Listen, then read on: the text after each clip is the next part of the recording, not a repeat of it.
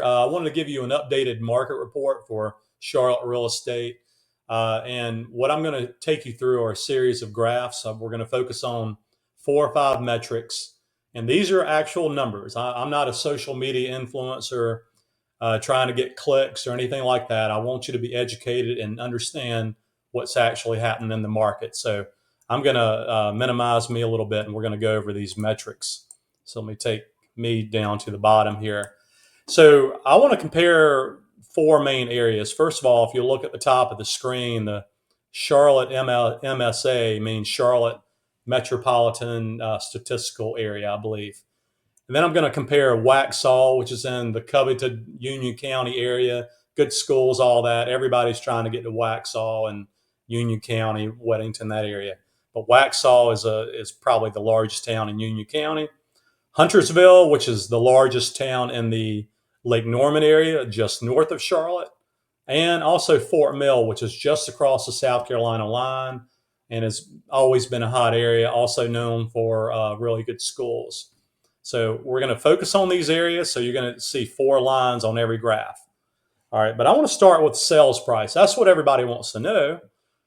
So let's click on the average sales price here. And the green line, if you look on the legend on the right side, the green is the Charlotte MSA, the greater Charlotte area. The blue line is Waxhaw. Huntersville is the gray or black line. And Fort Mill is the teal looking line here.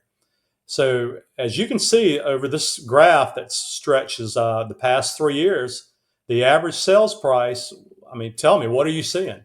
It's going up, right? It's continuously going up. Yet how long have we been hearing all over YouTube and social media, oh, the market's going to crash. But why hasn't it? It hasn't crashed.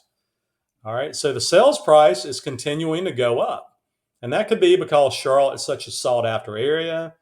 That could be the partially because our inventory is more limited, and yet we're still in a hot area, so that's keeping the prices inflated. But over the last year, the average sales price across the region has gone up roughly 5.5%.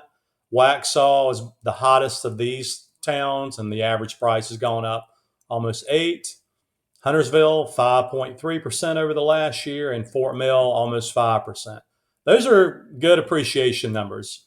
And when you look at those numbers, all the more reason to think of owning a home as a good investment. It is solid around here. So let's take another metric here, average days on market. So if you're thinking about selling a home, let's focus on this.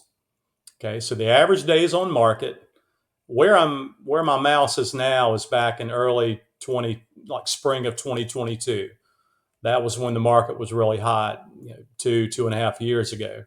And even then, the average days on market was 10 to 14 days, give or take. Well, that's gone up some. So here we are now. Average days on market is roughly about 3 weeks, give or take, especially if you're in one of the better areas. So if you're a seller, you can look at these numbers and think, well, it'll take about 3 weeks, more or less. Depends on how much your listing agent's doing for you, whether or not you choose to price your house high in hopes of getting a higher price, which is not a good technique, by the way, or price it conservatively and just go ahead and get someone first weekend. So there are different strategies there, and we can talk to you about that. All right, so about 3 weeks. Let's look at how many showings the average home is getting before it goes under contract. That shows per pending. And this graph is difficult to read here, so let's take a look at the legend on the right. And across the board over the last year, Fort Mill, Huntersville, Waxhaw, Charlotte area, they're getting about 12 or 13 showings before the house actually goes under contract. So just an idea. It shows there are a lot of buyers out there still, and that's a good thing. All right. So how about the percent of original list price here? So in other words, what did the home sell for compared to what it was actually listed for?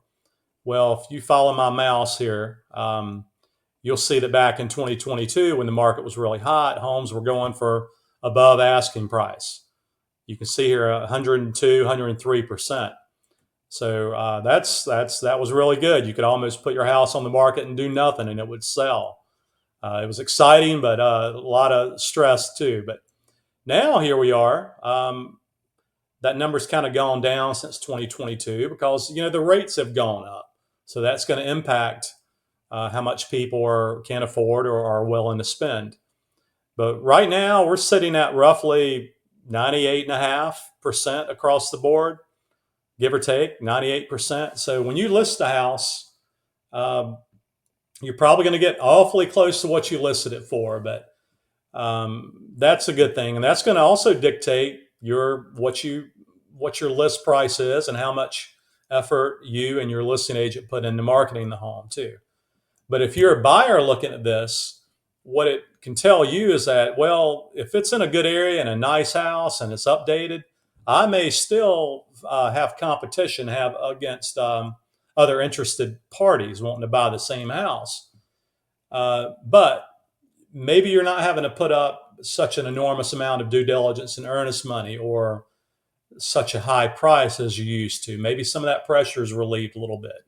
So you want to make sure you're working with a great buyer's agent that knows the market in which you're looking to purchase and understands how to construct a good offer for you. So, but this is pretty good right here. This is solid across the board. And the last one I'm going to show you for today is months worth of supply. Some of you know what this means, but I'm going to kind of give you a little education on this too. But months worth of supply essentially means that if you were to, starting right now, right today, no other houses come on the market. The only homes available are the ones that are currently on the market, the current inventory. How many months would it take to liquidate that inventory? That is essentially what months worth of supply means. Well, back in 2022, it was half a month. I mean, the market was smoking hot around here, but now it's gone up to where months worth of supply is roughly about 2. So if you look at the Charlotte MSA, Charlotte Metropolitan Statistical Area here, 2.0 as an example, if no other houses came on the market starting today, how long would it take to liquidate the current inventory? About 2 months.